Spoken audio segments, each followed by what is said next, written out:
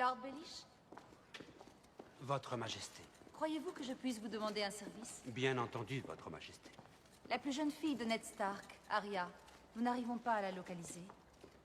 Si elle s'est échappée de la capitale, Winterfell semble sa destination logique. Pourtant, mes amis du Nord ne signalent aucune trace de sa présence.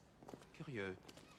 Si nous décidons de négocier avec les Stark, cet enfant a de la valeur. Si quelqu'un la retrouve, vous savez ce qu'on dit sur les Lannister et leurs bêtes. Eh bien, vous pourriez demander à Varys où elle est.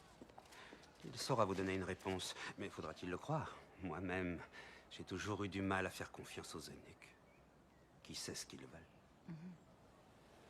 Un oiseau moqueur. Ainsi, vous avez créé votre propre emblème. Oui. Approprié, pour un homme qui s'est fait lui-même et qui a tant de chansons à chanter.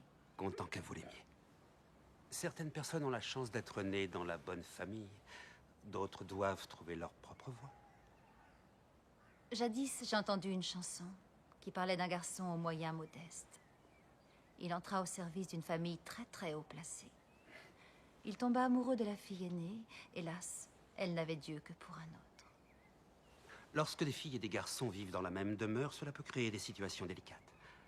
On m'a dit que parfois, entre frères et sœurs, il se développe même certaines affections. Et quand ces affections deviennent de notoriété publique, alors là, c'est une situation délicate. À coup sûr. En particulier dans une famille très haut placée.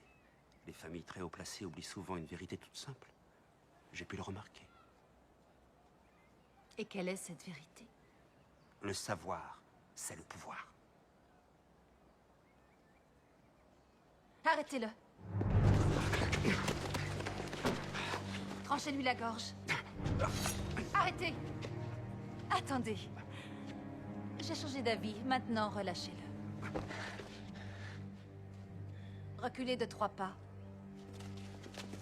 Retournez-vous. Fermez les yeux. Le pouvoir, c'est le pouvoir. Voyez si vous pouvez délaisser un moment vos pièces de monnaie et vos butins, afin de retrouver pour moi la jeune Stark.